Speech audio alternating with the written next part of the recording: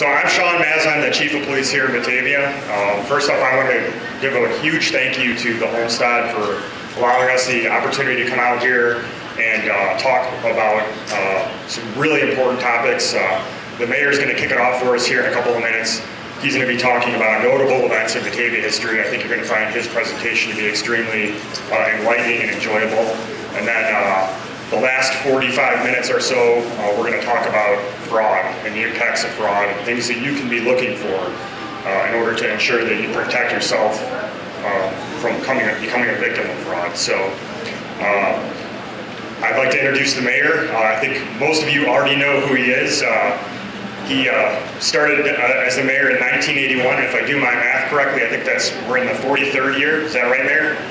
So 43rd year. And I've heard bits and pieces of this presentation. There's some new stuff in here as well. And like I said, you're going to find this to be very enjoyable. So.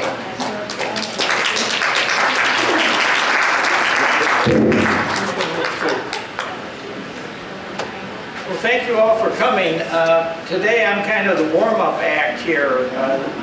The chief and I talked about, we have what I would describe as a very serious problem going on in Batavia.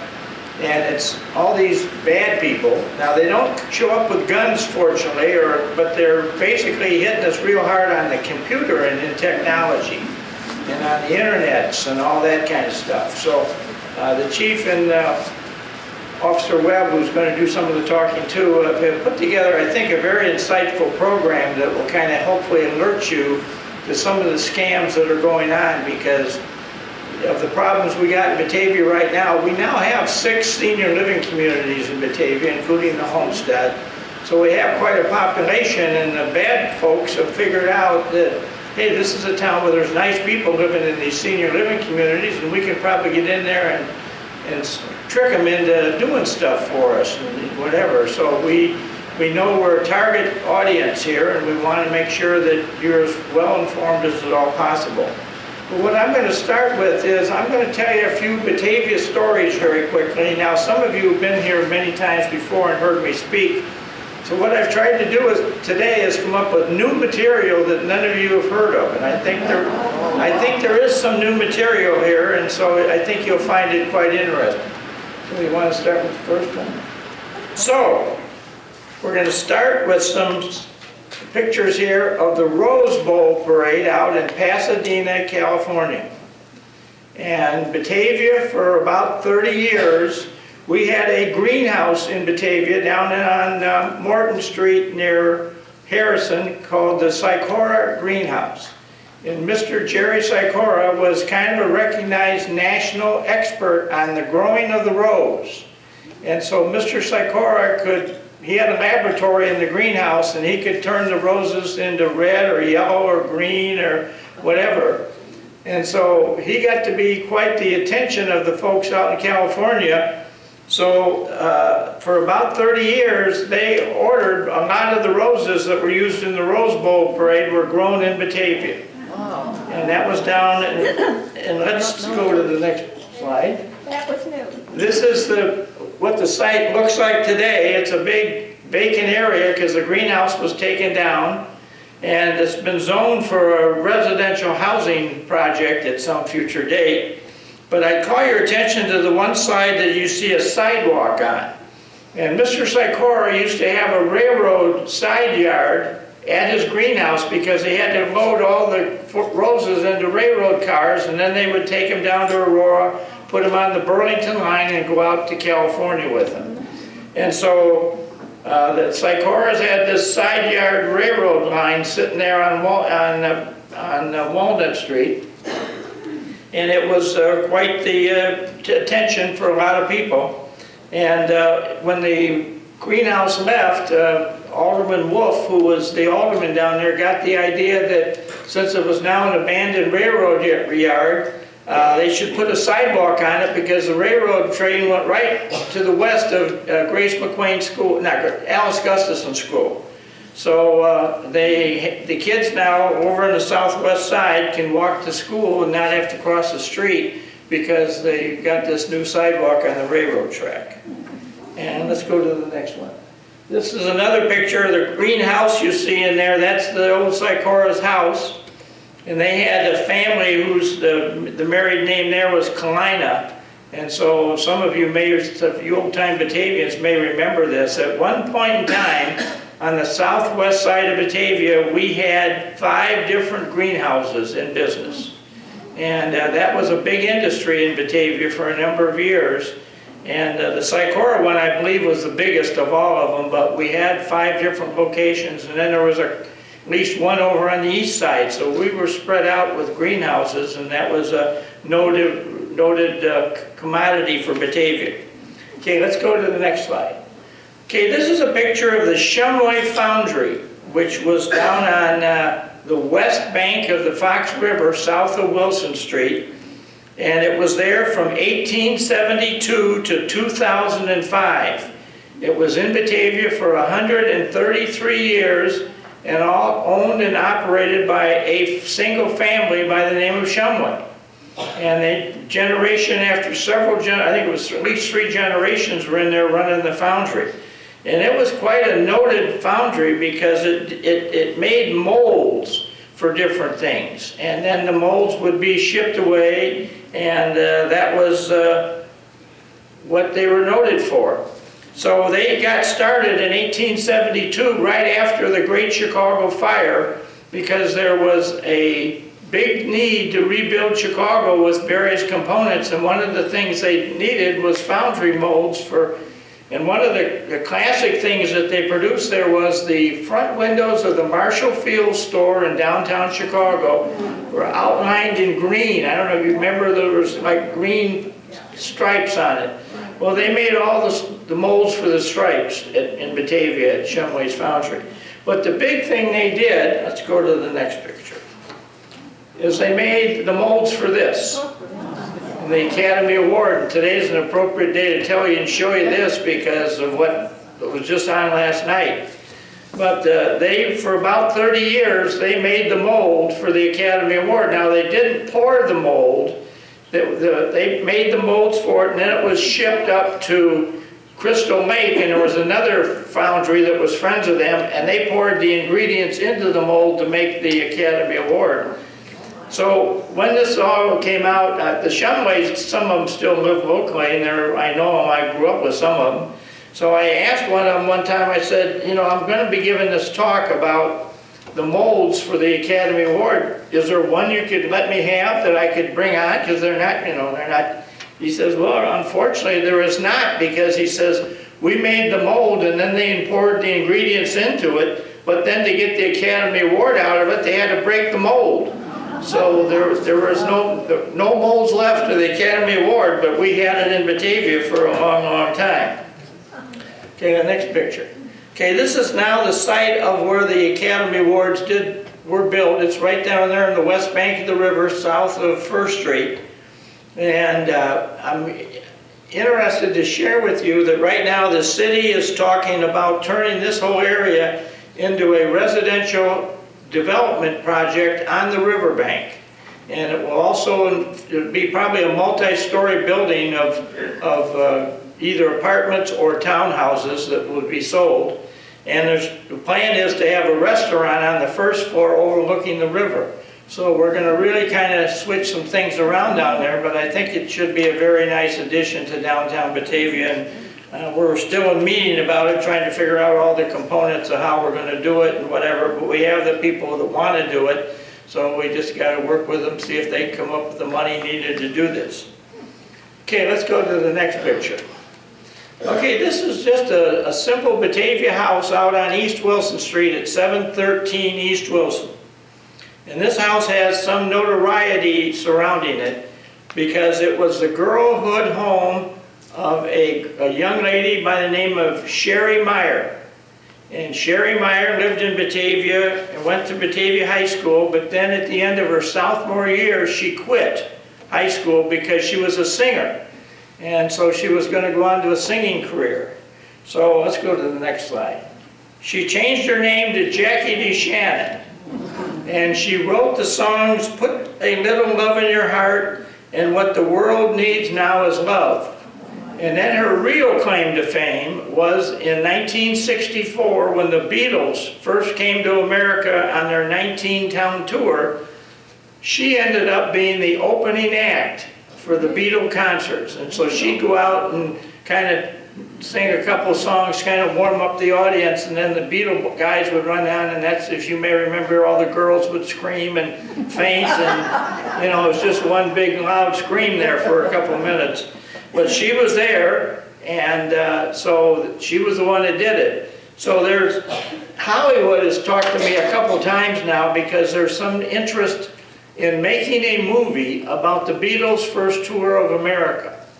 And so they're thinking about doing this. But the problem with that I think they've run into is that they need some subplots in this thing. And one of the subplots that they found, because there have been articles written, I have a copy of one of them, I'm not showing that today, but when the Beatles were making their tour, Jackie DeShannon, as she now called herself, and John Lennon started having this little romantic thing going on. And the other three boys in the band got upset about that. They were being loved too, or whatever you want to say. So as a result, that was going to be one of the subplots in the movie.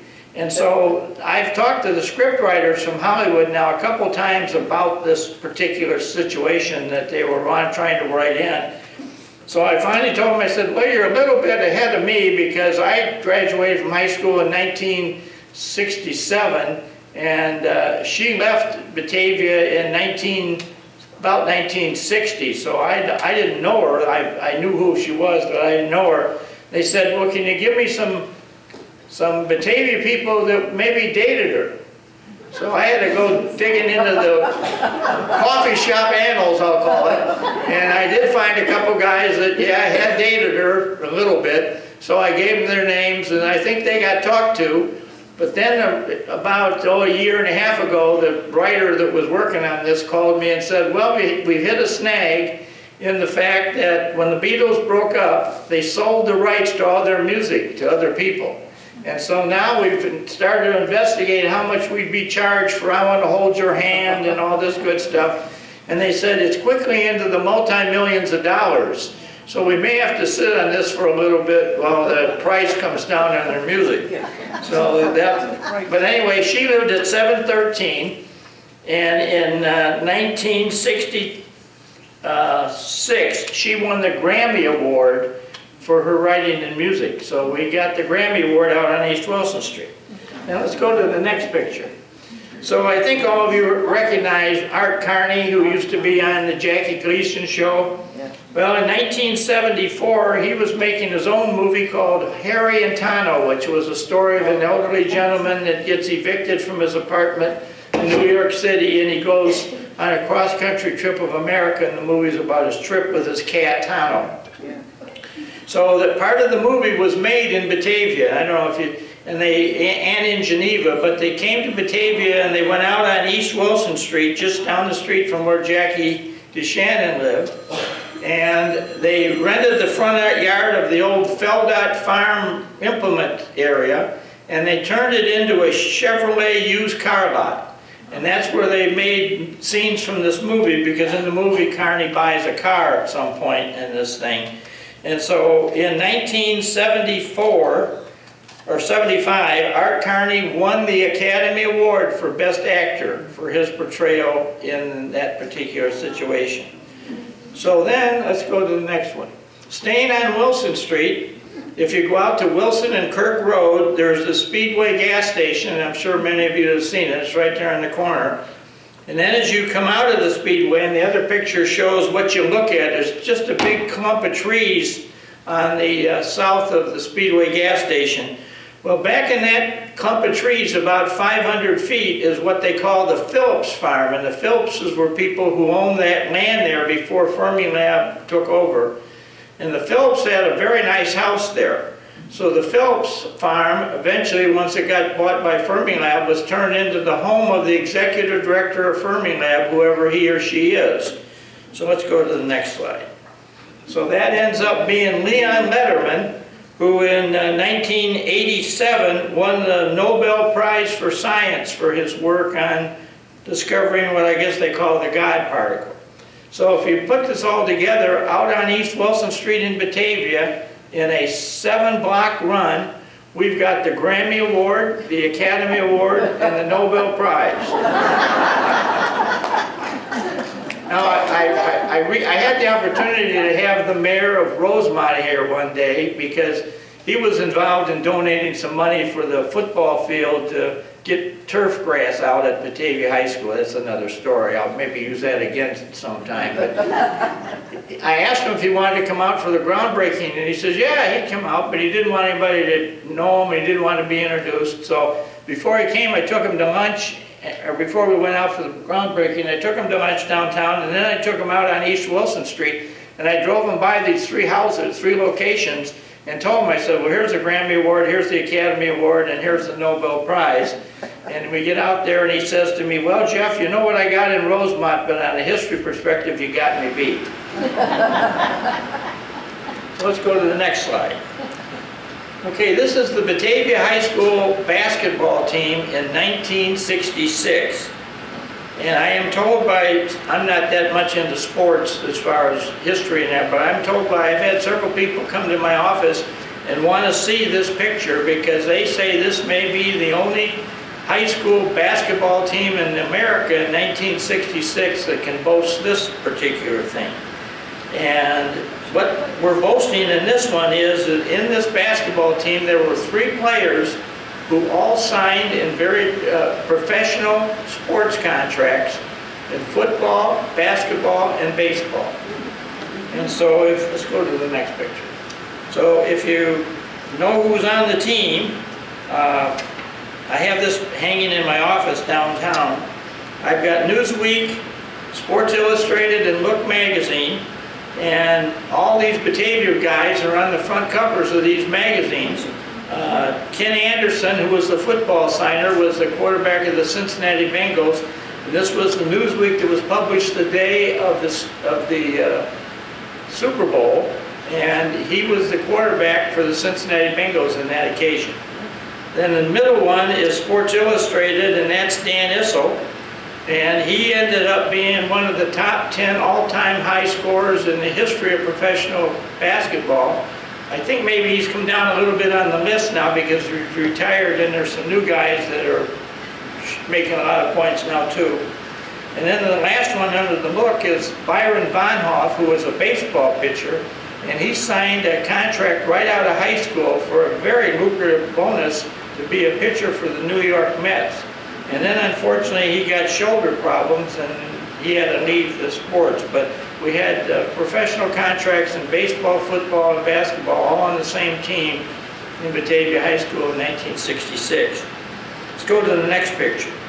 Now this is one of the more interesting Batavia stories in the fact that this is Craig Sager, and he just lived right down the street here behind John Chabonneau when he was growing up. And he graduated from Batavia High School in 1969, went off to Northwestern University and studied in their broadcasting department up there, and got a job with CNN and was a sportscaster for Ted Turner down in Atlanta.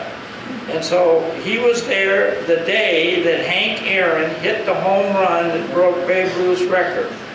And because he was working for Ted Turner, he had a recorder, and he was in the dugout, and when this happened, he ran out onto the bases with Aaron and rounded the bases with him, making an interview with Aaron when he did this whole thing. And let's go to the next picture. This is a book he wrote called Living Out Loud. Anyway, his actions with Aaron the day he broke Babe Ruth's record are now part of an exhibit at the Baseball Hall of Fame in Cooperstown, New York. Unfortunately, Sager ended up being a victim of cancer and died a few years ago, but shortly before he died, he published this book called Living Out Loud, in which he talks about, in the book, about growing up in Batavia and whatever have you. So, you know, you think about the things I'm telling you, and we've got some pretty high-end, nationally, you can come from any place and you've probably heard about some of these events. Okay, let's go to the next one. This is another Batavia story that goes back to June of 1955. And there used to be a magazine for children that was very popular called Jack and Jill magazine. And I'm sure many of you who are parents probably subscribed or got this magazine for it.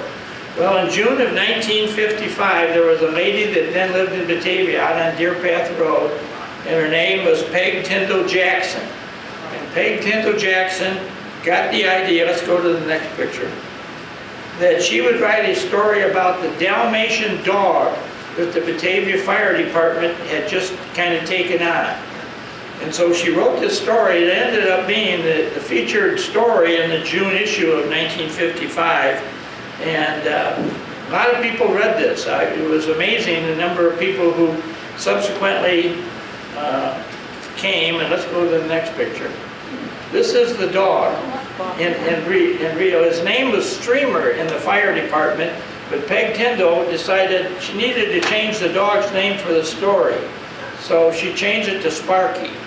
So anyway, it was a great, nice story, and it turns out very nice. And apparently a lot of children and a lot of dog fans and whatever have you took great interest in this story. So suddenly the Batavia Fire Department, which used to be on Island Avenue right off of Wilson Street in downtown, had one man on duty in the station in 1955. Each day there was one person in there. And all of a sudden, all these people start showing up at the Batavia Fire Department wanting to take their children's picture with this dog. And I mean, it got to be a fairly decent number. There were several hundred a month for a while. And so the dog could or could not be cooperative sometimes with this whole thing. So the dog had some kind of a candy that he liked. So the fire chief, whose name was Bud Richter, went and bought a big bottle of this candy. And so the dog knew that he had it sitting in the back, and the only time he got candy was when he posed for the kids. And so the people would come and say, so this picture got taken so that the three guys on duty would set the dog down on the sidewalk in front of the fire station in an exact same location with the fire trucks in the background, so somebody wouldn't want to come back and say, well, I got my picture in front of this truck, now I'd like to have this truck. So everybody ended up being, because that was, all of a sudden was a problem too. People were coming back for another picture because they wanted another truck in it. So this Streamer, he really ate this up when he got that bottle of candy involved in it. And so we knew when the fireman headed toward the back of the station where the candy was, he would already be up there and position himself right on the sidewalk. So if you'd ever like to read this story, we have now downloaded it on the city website. So you can go on and read what Streamer was all about. Just reeled in, this is Sparky. Okay, let's go to the next one. Okay, this is the Batavia High School 8th grade class in 1916. Now, this is quite a story of American history. Can I get my thing to work here? There's two girls in this picture. This one here, his name is Marion Moon, and her father was the minister of the Methodist Church down the street here. And this girl right here is named Beth Segrand. And her father was a dentist, but she lived down on South Batavia Avenue. Let me get back here. So now you know the two I'm talking about in the picture. So Marion Moon and Beth Segrand were in the same class at Batavia High School between 1916 and 1918. Well, in 1918, Marion Moon, it was a girl's name, left Batavia because her father, who was a Methodist minister, took a job with the U.S. government as a chaplain in World War I. And so he left, and she had to go with. So she never came back to Batavia, and the other girl's father is Dr. Segrand, who gets the credit for being one of the founders of American Flag Day. And they live down on South Batavia Avenue. So the first one I want to talk about is Dr. Segrand. He lived in Batavia. His daughter was in this class, but he had a cousin that lived in Dwight, Illinois, and for whatever reason, she was a beautiful young gal, according to what I read in the book Devil at the White City. But she came up to Chicago and wanted to work at the World's Fair, and she got herself involved with this Dr. Holmes, if you've read this book. And she was the first victim of Dr. Holmes. She was the first one to be killed. And so Segran came in and asked a whole bunch of questions of the Chicago police and whatever have you. And if you read Devil in the White City, he's briefly mentioned in there that he was in there asking questions about what was going on. So now there's a movie being made about this book, Devil at the White City. And because there's like 13 girls that were involved in this thing, they're going to make the movie first, but then Hollywood's calling me again because now they may want to make a TV series out of it.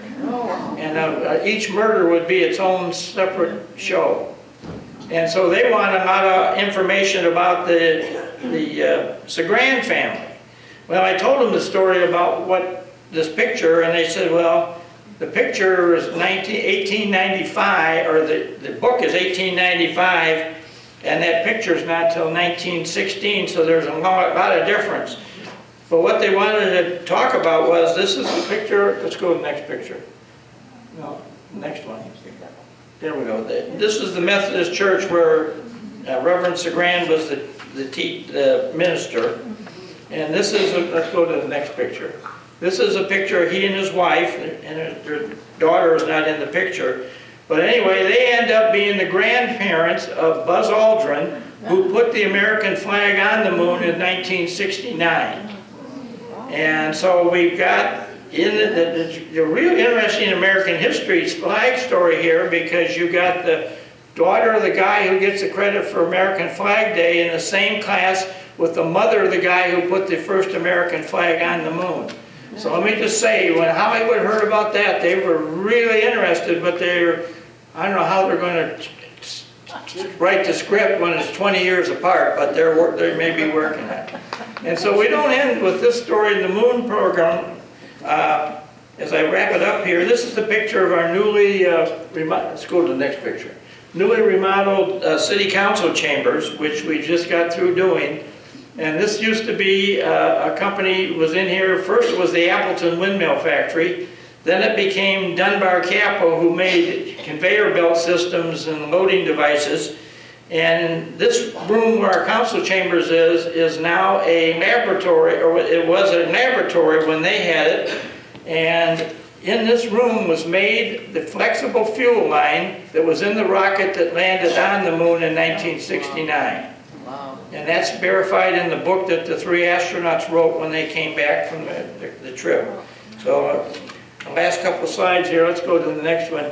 This is Wernher von Braun, who gets a lot of the credit for the whole success of the early U.S. space industry.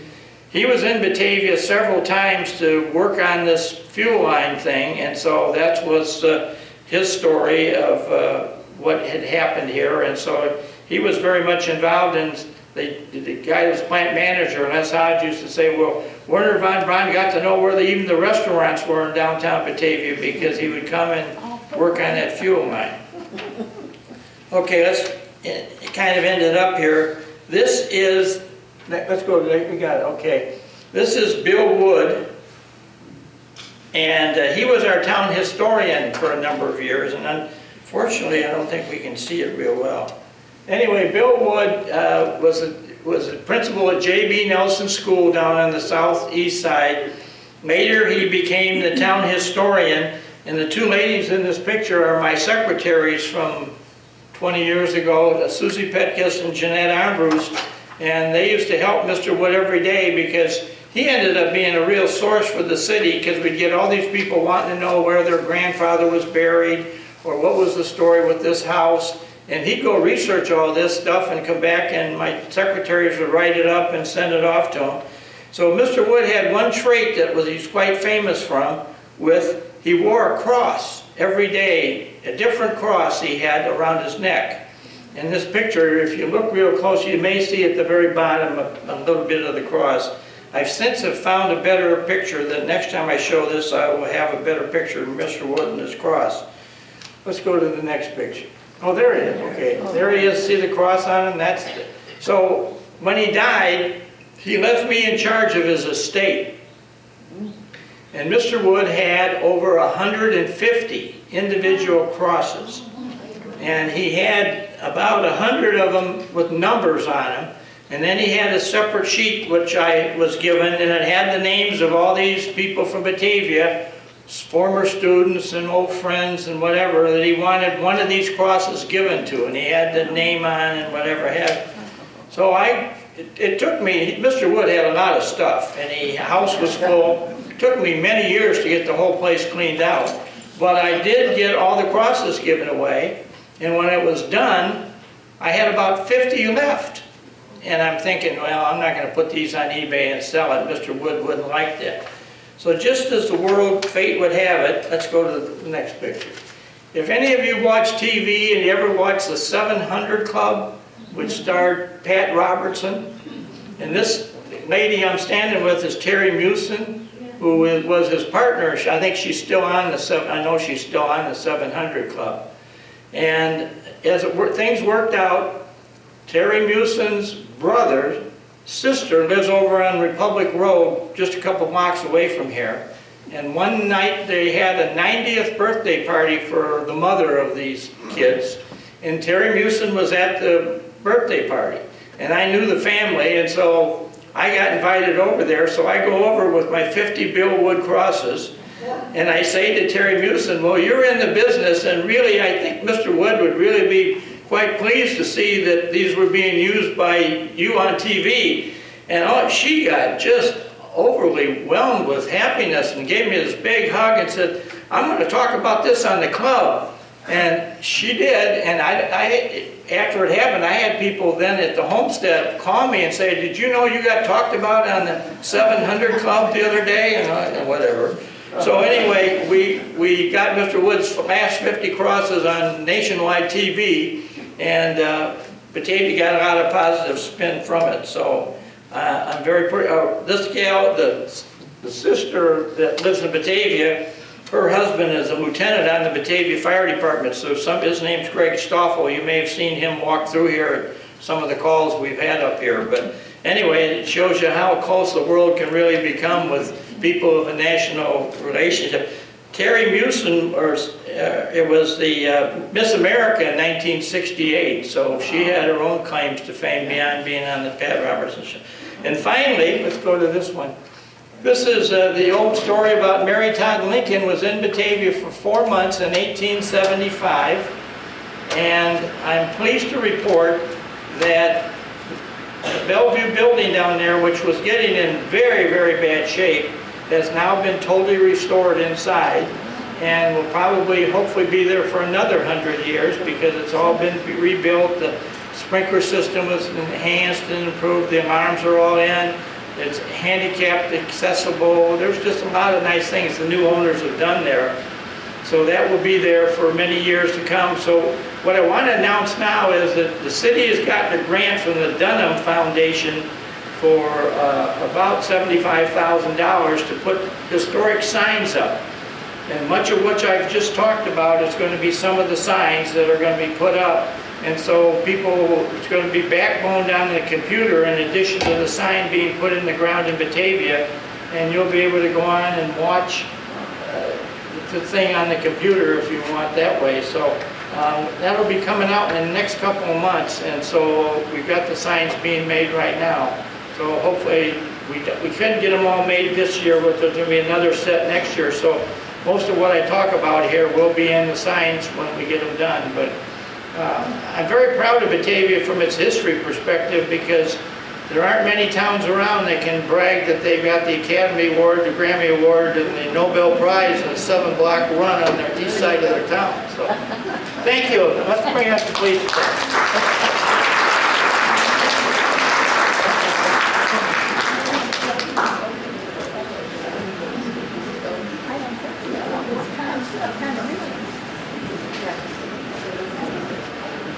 Thank you very much, Mayor, for that presentation. There's so many interesting stories and historical facts that make Batavia such a great place to be and a place to live. So thank you again, Mayor, for that presentation. Now for about the next 50 to 55 minutes, we're going to get into talking about fraud detection and prevention. And our hope is that through this presentation, It will give you some strategies and some ideas of what you can do to protect yourselves so that you don't fall victim to these crimes. So while this is getting set up, actually it looks like it's almost set up here. I'll just throw you some numbers out here. So latest Federal Trade Commission numbers from 2023. Last year, about $10 billion in fraud basically bilked from Americans around the country, and that's up 14%. So this is a crime that continues to grow. Most of those crimes are through investment fraud, ID theft, tax fraud, and credit card scams. And then to kind of give you guys an idea, the National Council on Aging, the top 5 basically scams versus older adults. Number 1, government impersonation. Number 2, sweepstakes and lottery scams. Number 3, robocalls and just telephone calls, so people trying to get your money from you just through basic means of talking to you on a telephone. Computer tech support scams are on the rise, and then the grandparent scam. So we're going to get into talking about all of those scams that I just talked about. And I'm going to turn it over here in a second. I just want to also introduce you to Detective Liz Webb. She has been with our department now for just over 7 years. One of our amazing detectives who has a wide array of knowledge. She does a lot of work with our youth in the community. She's a juvenile services officer, and then also is a member of our elderly services team as well. So we're on a tight schedule. We got to be out of the room by 3 o'clock, so I'm going to turn this over to Detective Webb. Thank you, Chief. All right, can you guys hear me okay? No? No? Let's see. Let's see. How about now? A little better? Okay. All right, thank you, Chief. Thank you, Mayor Schelke. I definitely learned a lot about Batavia that I didn't know before. All right, so like Chief said, there are a lot of different common types of scams and fraud going on. This is a whole list of them that we'll kind of explore in this presentation, including ruse burglaries, home repair fraud, grandparent scam, warrant or IRS scams, internet or computer repair scams, which really have seen an increase as we use our computers more and more these days, sweepstakes or lottery scams, the sweetheart scam, car scams. Somebody will call you up and talk to you about your car or your car's extended warranty, which I'm sure a lot of you have gotten calls on, and charity scams even. So we'll start with the ruse burglaries. So this happens when someone pretends to be a legitimate worker. For example, say they're coming to your home from NICOR or something, and they approach you at your residence.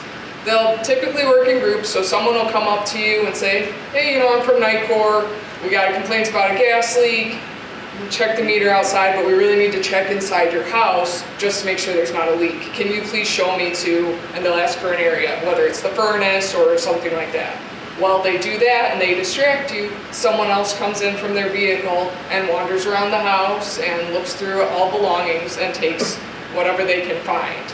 And then usually the person that's with you says, okay, you know what, it looks like, there's no problem here, my mistake, everything's just fine.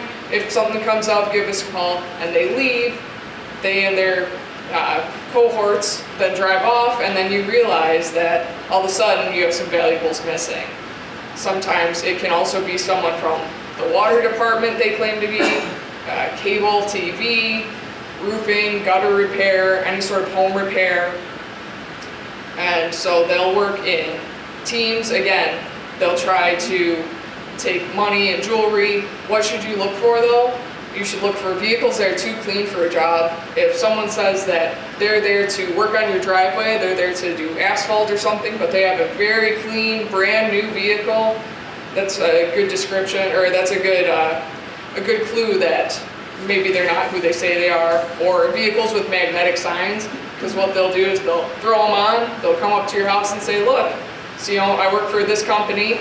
They'll drive away a few blocks away, they'll hop out, take those signs off, and then all of a sudden, as police, we're looking for a vehicle that has a sign that says, home repair or something on it, and now I see a vehicle driving by that no longer has those signs. They'll try and distract you, whether it's by touch, like, oh, look over here, or did you hear that? And they'll try and get you to turn around, they'll try and distract you by working on your house or whatever problem you have. They'll try and strike up a conversation. So what should you do in a situation like this? Call us first and foremost, okay? If you don't have an appointment, you're not expecting anyone, you can definitely ask their name, ask again what company they're with, tell them, okay, I'll be with you in just a moment, close and lock your door, and go ahead and call us. If it's a legitimate worker, no problem, we can come out and verify that. That's not an issue at all. And home repair fraud is very similar. So a lot of times after a big storm, you'll get the storm chasers that show up. They come up and they say, you know what, I can repair your driveway, I can take care of your gutters or your roof, and I can help you out. And then they'll say, you know what, I have materials left over.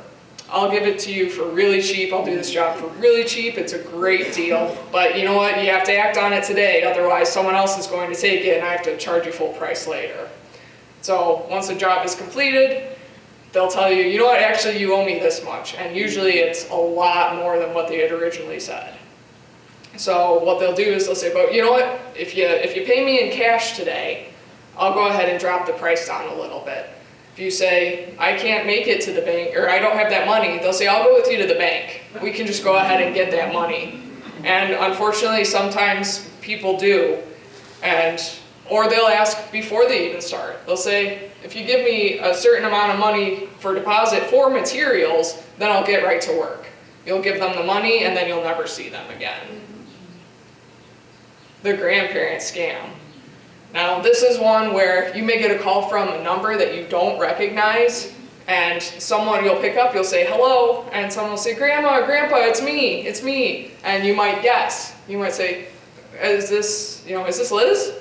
And they'll say, oh yeah, it is. You know what, I'm in trouble, can you please help me out? They'll try and tug at the heartstrings and get you to help them out.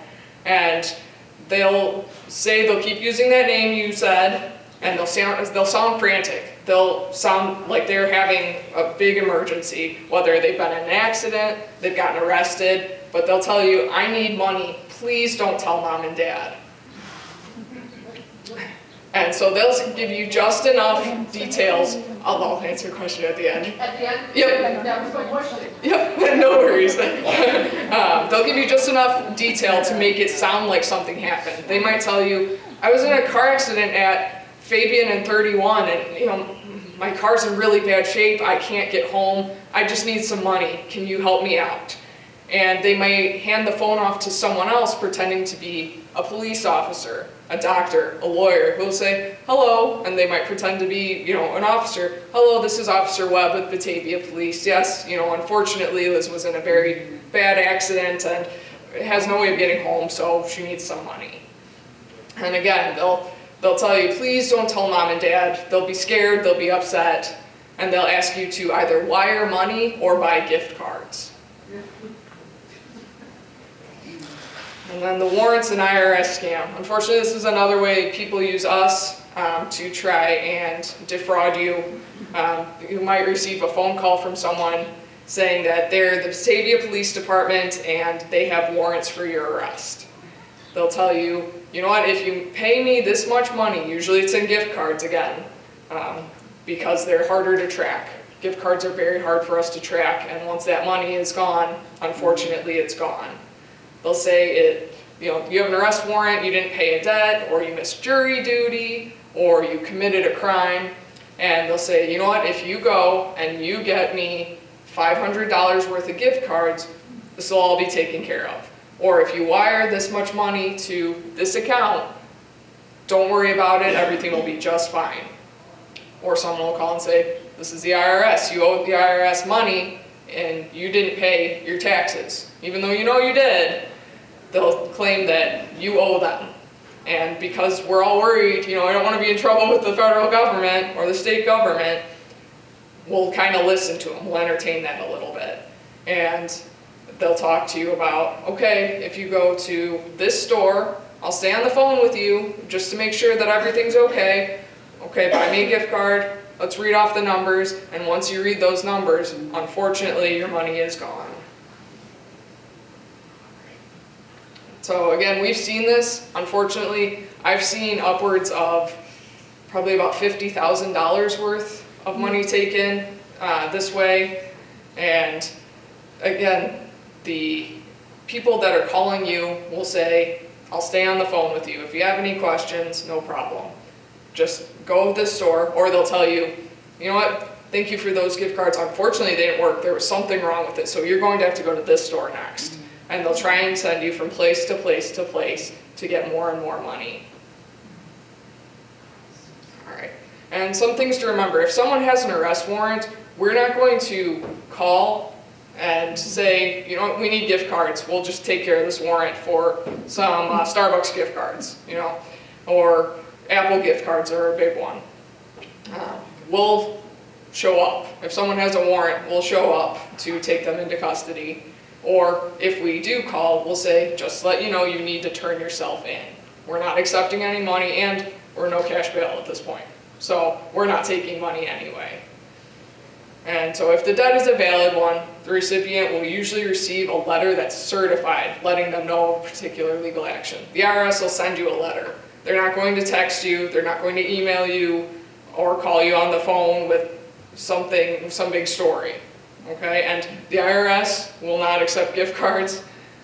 We will not accept gift cards for any debts or bail bond. Internet and computer repair scams, these are big ones these days. As technology becomes increasingly popular, you might receive an email or a phone call from someone who says they're from Apple, they're from Microsoft, or some antivirus company. And they'll tell you that there's a problem with your computer, but they can help you. You know, maybe it's been hacked, or your antivirus protection is out of date. And a lot of times these callers will have a foreign accent. So pay attention to that, and then in emails, there are a lot of misspelled words or poor grammar. So the suspect, or whoever it is, will try and convince you to download some software onto your computer so that they can take a look at the problem. Unfortunately, what happens when you click on this link is now they have control of your computer. So once they're connected to your system, they can lock you out. They have total and complete control. And they'll show you things to try and convince you, oh yeah, you really did have a problem. They're making this all up as they go along. And they'll tell you, I can fix your computer. It's going to cost a few $100s, but it's a good price, I can help you out. And they'll ask you for bank or credit card information for payment. And unfortunately, at this point, they're still connected to your computer, but now they may have your bank and credit card information.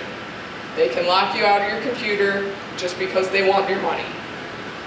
And they're holding your computer ransom. If you try hanging up, they'll try and call back, possibly multiple times, and if you make them mad, they may even start deleting files. So what should you do in this situation? The first thing you should do is disconnect your computer from the internet.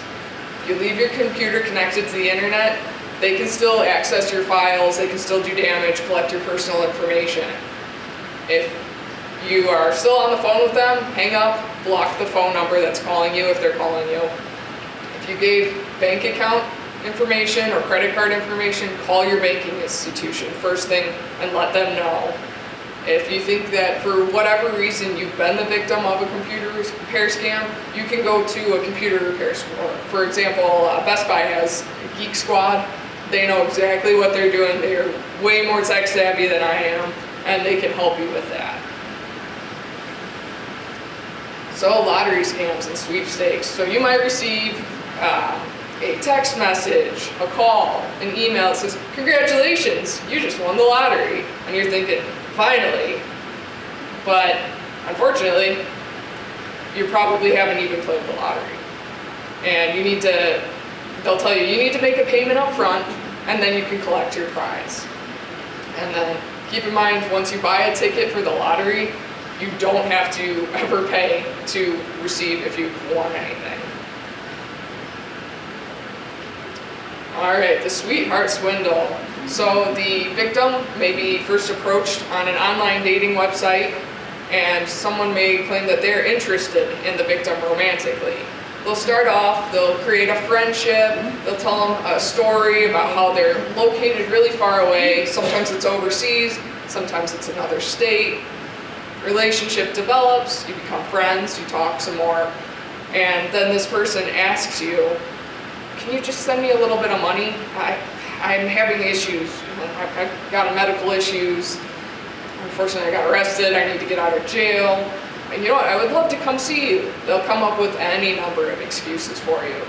And if you agree to pay, there'll be more requests for money. Now all of a sudden it'll be, well, I'd like to come see you again, or that wasn't quite enough, or you know what, I have a huge credit card bill, I can't pay it, I'm sorry. And as you talk to them more and more, they will inevitably, again, request more and more and more money. And then by the time you realize it, either you paid a number of funds towards them, or you've run out of money. And how can you spot one of these scams? Here's some red flags, okay? So someone will ask you to wire money, a cash or check or a money order, or buy gift cards again. And the relationship becomes romantic extremely quickly. That might be within a day. It might be from the beginning of the day to the afternoon.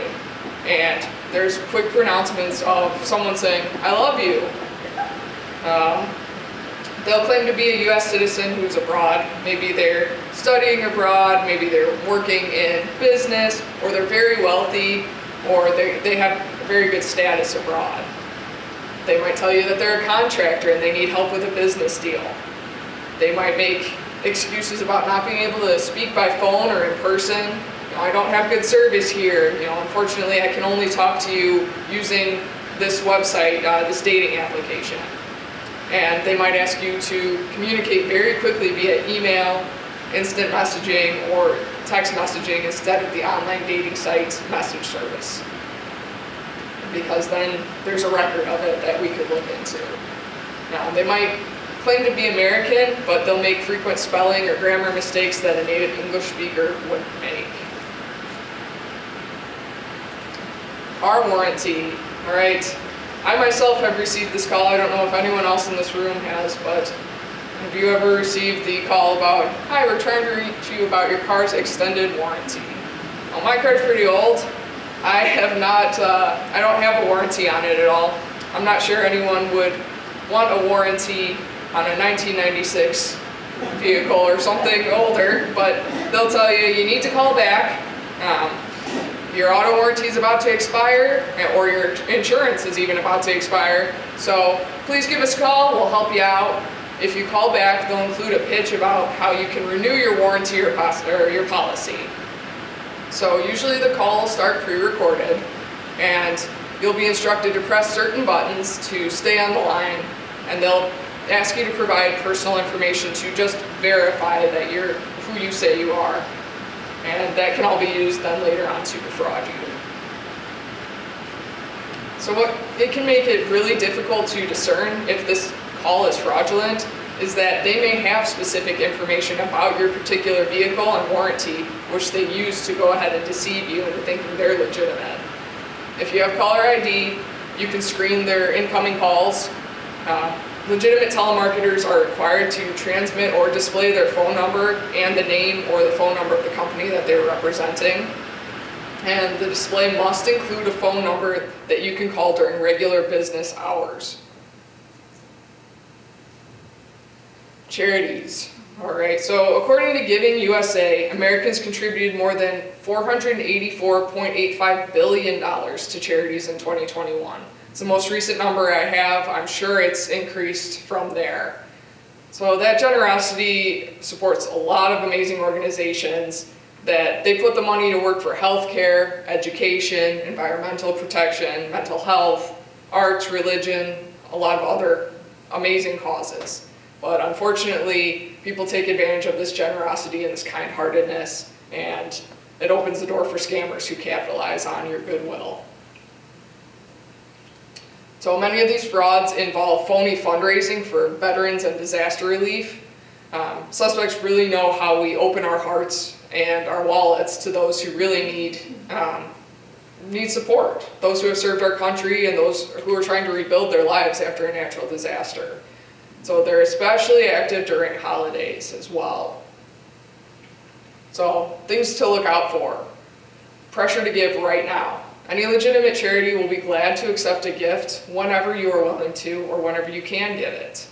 But if someone keeps pressuring you, no, I need it now, no, I need it now, that's a big sign that maybe they're not who they say they are. And then a thank you for a donation you don't recall making. It makes you think that you've already donated to this organization, so it must be legitimate. I've done it before. Or there's a request for payment by cash, gift card, or wire transfer. Those are favored payment methods because the money's really difficult to trace and recover. Unfortunately, again, with gift cards, once it's gone, it's gone. So what can you do? So steps you can take are check watchdogs like the websites Charity Navigator, Charity Watch, and the Better Business Bureau's Wise Giving Alliance, because they can rate an organization before you make a donation. You can double check and make sure that your money is going where they say it is. Contact your state's charity regulator to verify that the organization is in fact registered to raise money. And do your own research online. Look it up, see what other people have to say. The Federal Trade Commission recommends searching for a charity's name or a cause that you want to support. You can use terms like highly rated charity, complaints, scam. Do your own research and make sure your money's going where you hope it really is. So some things to keep in mind. Make sure you trust your gut. If something seems too good to be true, it probably is. And if something seems odd or off, there's nothing wrong with double checking. Trust your intuition. There's a saying that we have a lot at the police department, which is trust but verify. You can believe someone, but if you've got that little voice in the back of your head or that feeling in your gut that says maybe something's not quite right, listen to it. You can verify, and you can always talk to someone later or make a donation later, help someone out, call someone back a few minutes later. And another thing to keep in mind is everything I'm discussing is not an extensive list. There are other scams coming out every single day, and every day people are trying to come up with new ways to scam others. So just some things to keep yourself safe. Make sure you're not giving out any personal information over the phone. You don't know who's on the other end of the line. And make sure you rely on your friends and family to help. You know, maybe they've become a victim of a scam and they can tell you, oh yeah, this one time this happened to me and this was the result.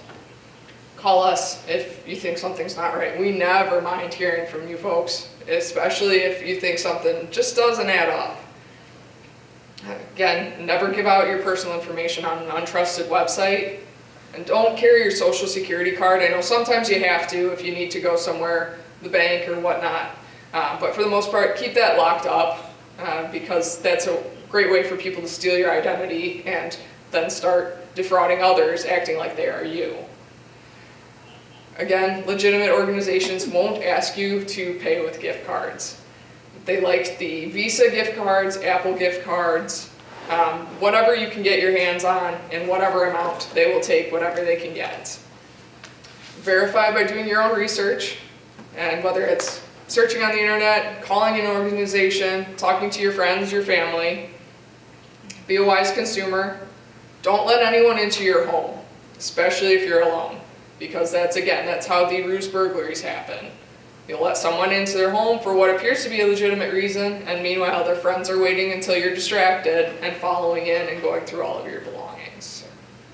If there is a legitimate person, you verified, you know it, make sure you escort that person in and out of every room, even if they are from a legitimate company, because unfortunately we have seen it where even legitimate companies, you get dishonest people. And then if you do become a victim, don't be ashamed, don't be embarrassed. Feel free to reach out. It happens to everyone. Every walk of life, every age, anyone, every, male or female, it can happen to anyone. So some great resources for you folks are us, the Batavia Police Department. We always love talking to you, seeing you, helping you out. The King County State's Attorney's Office is great about it too. Senior Services. The Federal Trade Commission is great to verify different organizations. The Federal Communication Commission, I just discovered, is great for reporting scams or listening to them about scams that occur over the telephone. Better Business Bureau, and then computer repair services, again, such as Geek Squad, or maybe you have someone in your family that's really good with technology. You can always utilize them. All right, and then the last thing I'm going to touch on, the City of Batavia requested that I talk to you fine folks about Alert Batavia. It's the new emergency notification system for anyone that lives in Batavia. You can receive alerts by text or call on your cell phone, a landline, email, a text message, whatever you prefer, or all of the above. And they'll get notifications for events like some criminal activity. If there's a big criminal activity afoot and we need you folks to avoid an area, we can send out a text. There's boil water orders that may be sent out if there are missing or endangered people. We might recruit you to assist us in trying to locate someone. Extended power outages, traffic crashes or route changes. Again, if there's a big car accident somewhere and we need people to avoid the area, we can always let you know.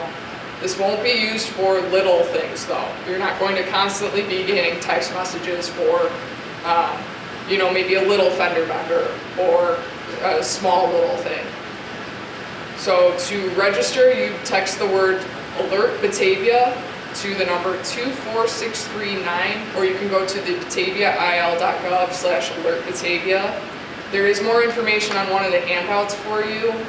And then I was told initially it will ask for just your basic contact information. That's just so that if they have to send out an alert for a specific area of town, they know that they're able to get that alert to you. It's not going to be sold, it's not going to be advertised or anything like that.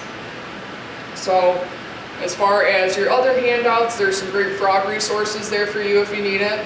There's also a questionnaire that if you would like, definitely not required, but if you would like to fill out and return to us on your way out about things you'd like to see, things you'd like to hear about, please feel free to let us know. And that's it for my presentation. Does anyone have any questions? We've got a microphone. Hear me?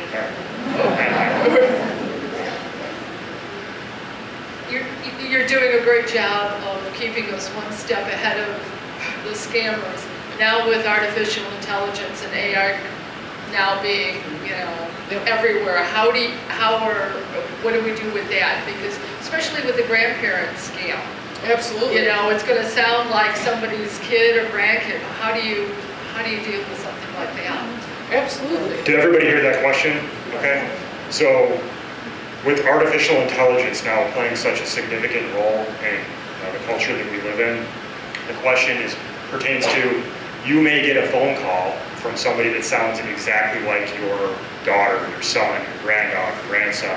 It sounds exactly like them. They're using artificial intelligence to basically mimic their voice. And so that's what the question is. You want to handle this one? Sure. That's a fantastic question. And actually I was just reading about it as a matter of fact, so good timing. So artificial intelligence is definitely on the rise. The use of it is incredible and probably only going to go up from here. So I would go back to saying trust but verify. It may sound exactly like a granddaughter, a grandson, a child, a neighbor. Tell them, hey, can I call you back in just a second? I need to do something. You can hang up and you can call them back to the number that you actually recognize. And then you can ask them, did you just call me? I wasn't quite sure. And then they can say yes, and you can continue your conversation, or you can say no, and then you know that that was a scam, but you didn't give away any information or anything like that. Yeah, one of the common threads with these types of scams are, instead of you reaching out to talk to whoever the person is, whether it's a bank, whether it's a relative, most of these scams are somebody reaching out to you. And so that's where really we would encourage you to really slow down, take your time. With a lot of these calls, they want to rile you up emotionally. They want you to make decisions right now. Get your credit card out, go to Walgreens and get a gift card. And so what we want you to do is to be able to stop, slow down, and think, well, this person called me. How do I trust and verify? And the example that Liz just gave, well, you've got, probably have phone numbers, legitimate phone numbers for that relative or that friend that just called you. Call them back. Hey, I just got a phone call from you. Are you okay? Do you need money? And chances are that person's going to say, no, no, what are you talking about? And so really we would encourage you to try to slow down. Don't get emotional. Don't get that wallet out. Don't go into your purse and give that information out right away. Stop. You can always hang the phone up. Take your time. Call the person back. Call a friend. Call a relative and consult with them. Hey, this is what just happened. Or please call us. We can help you, with these decision-making examples as well. So, any other questions? We've got one in the back as well. I'll be right back. I've had 11 of these robocalls a day. How do you stop those? So the question was, she's frequently getting contacted robocalls, scam calls, and I get these too. If they're annoying, I'll be honest with you, I just don't answer the call. If I don't know, if I don't recognize the number, if I don't recognize the name, I don't answer it. If somebody wants to talk to me, they'll leave a message and I'll call them back. But nonetheless, it's still annoying. There are features on your phone where you can block out certain numbers. The problem with that is you can block out one, but then the next day there's more that are calling you. So on my phone, I probably get 5 to 10 of these a day, and I just don't answer them, and I never get messages. And if I do, they're just junk messages. So my suggestion would be, if you don't know the number, don't answer it. I don't know if you have any other advice. I know that they make different apps for cell phones that you can block or you can flag potential calls as spam. I don't use one, so I can't really attest to the effectiveness of it, but I have heard of that being an option. I would recommend, if you're considering it, research it and see what might work, what the reviews are, whether it's legitimate. Otherwise, I would agree with what Chief said. Okay, we got a question back here. We receive a lot of phone calls from the police to ask for money. Do you do that? If the police or a police organization ever calls you, do not ever give them any money. So we will never call you. Police departments will never call you. If you're looking to give, again, to charities, try charitynavigator.org. There are some things that we do at the police department. We do shop with the cops. All of that stuff is done locally. We use Chip in Batavia and other local charities where if you have a heart for that, donate to those local charities that are right here in Batavia, and that money goes directly into those programs like Shop with the Cop, etc. And I'll be honest with you, I know that there are some law enforcement agencies in our area that do run Shop with a Cop, and they hire out places to make those phone calls for them. This is me speaking personally. I would never give to those, and the reason why is if you looked on like charitynavigator.org, those companies are taking like 85 cents of your dollar and they're putting it in their pocket and they're giving 15 cents to the charity. So I would be really cautious. My advice would be, if any police organization calls you, don't give them a penny. I agree with it. Any other questions? Anyone else?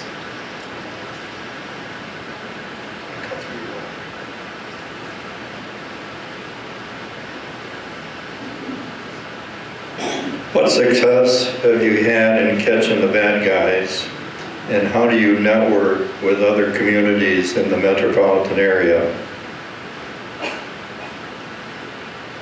So I missed the first part of that. So the first part of the question is, what is our success rate? I don't think we have a percentage, but what is our success rate at clearing financial crimes cases is the first part of the question.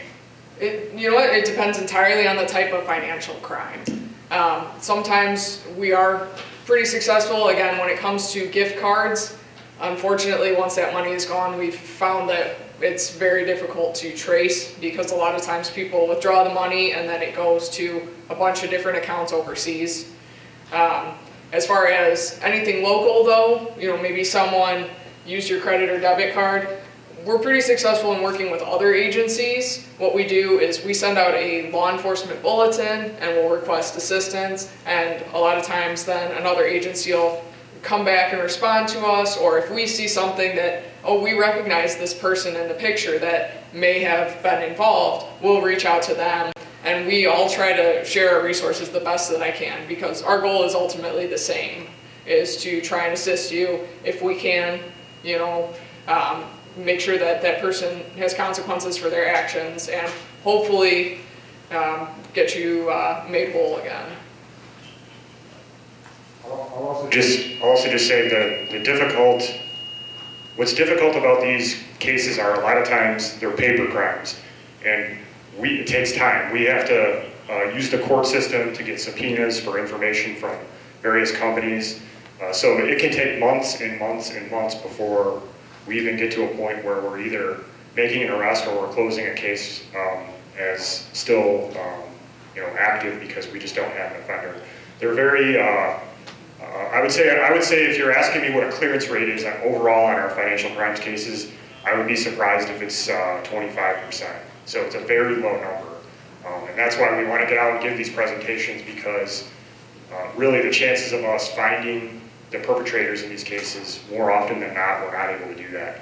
Now, we do work with some federal law enforcement partners. I know that part of your question had to do with working with other agencies.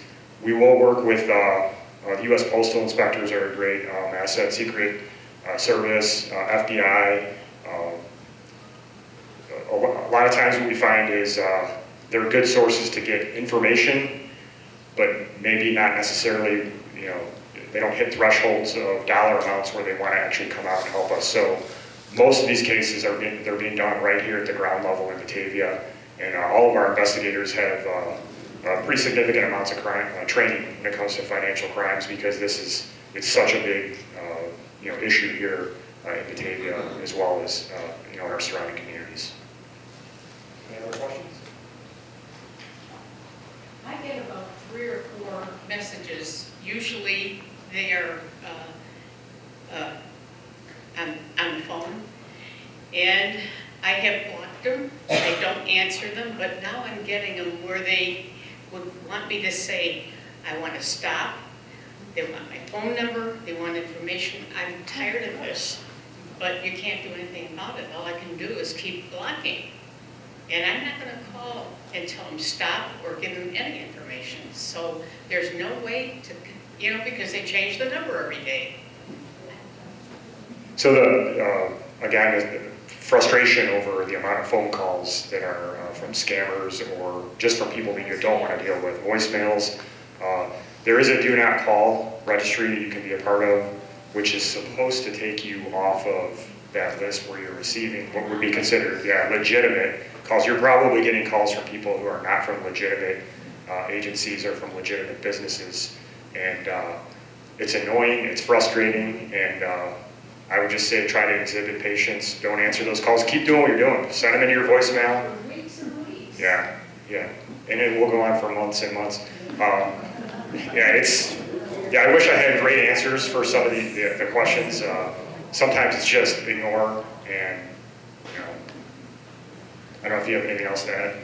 No, it happens to us too. I got a call from Texas this morning on my work phone. And, you just ignore it, and unfortunately it's annoying, but if you don't give any information, then that's the best course of action. I know one of the things that Liz had mentioned was how this is a crime that really crosses all of the generations. And I'll tell you, the fastest growing generation of victims is the 18 to 26, 28-year-old age range right now. And we've had officers at work that have fallen victims to scams. So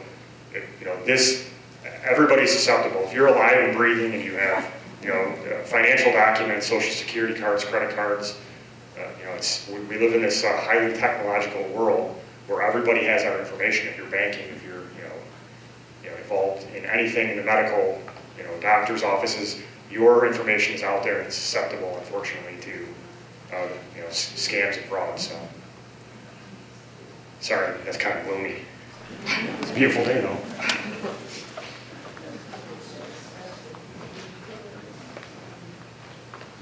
A couple of times recently, I've received emails. You've addressed this a little bit, but addressed emails that look very legitimate. It has the banking logo on it.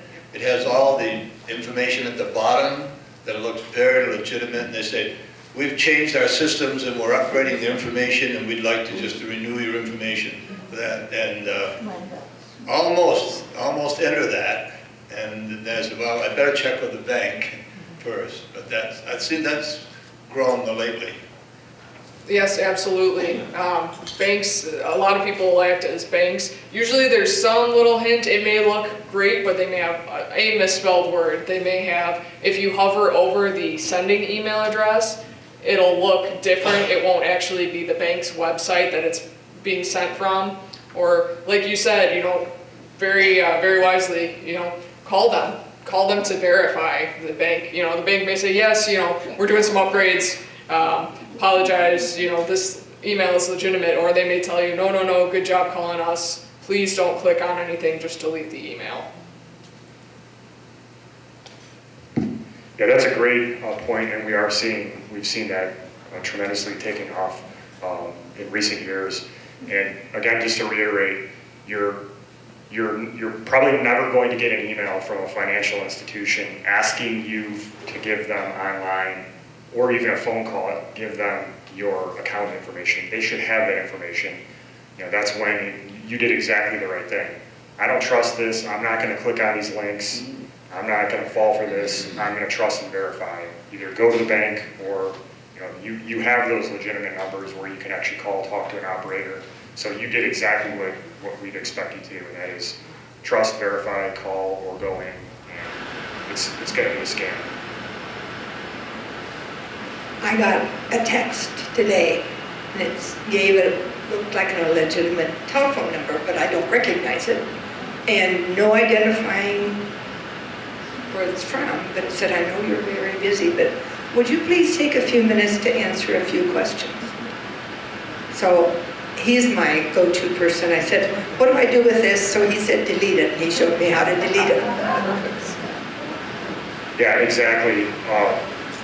Just like those annoying phone calls, we're getting these annoying text messages, and now, it's the political season too now, so you're probably also getting a lot of legitimate stuff from politicians and campaigns. I delete those and report them as junk. If I wanted that information, I would reach out and solicit it. So, a great point. By clicking on those links, you're making yourself susceptible to further fraud and compromise with your devices. So, growing problem. These text messages, they are just not legitimate. Just delete them. I think there's probably been times where I've deleted legitimate messages that have come in from my family, but they'll get back in touch with me. So. Yeah. So we have about 5 minutes left. Are there any other questions? Funny one, you were talking, my phone is phone, my phone is notifying me, don't answer. So she's getting a scam call right It was now. a test. Well done.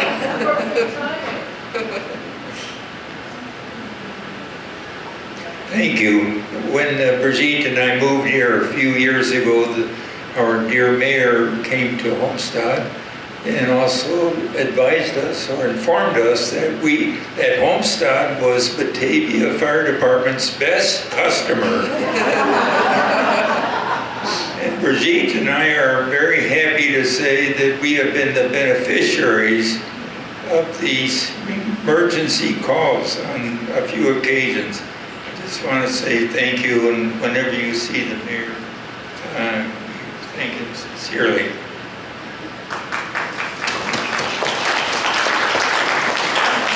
So we have time for probably one more question. Even though we have to be out here, if you guys have other questions, we can head out into the, if that's okay, we can head out into the lobby area there and answer further questions if you'd like. Anything else? One more here?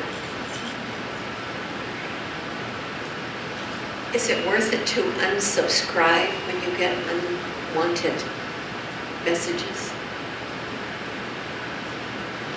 So I'm actually heading over to our IT guy who's shaking his head saying, no, you want to answer that? This is Todd Davis. He works for the city of Batavia. He's one of our IT specialists.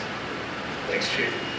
I deal with email every day, and for all 250 employees in the city, exactly what's been said here about, people get lots of email they don't want. Delete is the best thing you can do, but at the specific case, do you want to unsubscribe? I'd say no, just because it proves to the person on the other end you're alive. And that you're there to be scammed and targeted further, right? When you click unsubscribe, unfortunately, all you're going to do is encourage 100 more emails to come through. So even the unsubscribe link is usually a scam. And I just learned something. And how would you feel about just blocking the email The question is blocking email? instead of unsubscribe? Yeah, blocking email, it's a whack-a-mole, just like phone calls, where they'll just keep changing their return address every day, so same problem. Block this email today, okay, now they found another email to send it from, so they'll just keep bugging you forever. A thought real quick I'll throw out about the telephones and receiving unwanted calls on the telephone. Look for a feature on your phone called Do Not Disturb. It's on cell phones as well as a lot of cordless phones, home phones, regular digital phones. That's a feature that will silence the phone unless someone's number you've programmed into it is calling you. So if it's someone you know and the phone recognizes their number, then it will ring. But if it's someone that's not programmed in the phone, then the phone will stay quiet and won't even bother you. Now they may still leave a message you don't want, but that helps quiet the phone down anyway. Thanks, Tom. If you have questions about that, specifically how to get to that, we can get you those answers if you want to just chat with us out in the lobby. So in the interest of time, we got to give the room up here. But one last time, I want to just say thank you to the Holmstead for all of the great leadership out here. Thank you for allowing us to use your space. And it's a true privilege to work and be a part of this community where we get an opportunity to work on quality of life issues here. So thank you for your support for all of public safety. And again, thank you again. Appreciate it.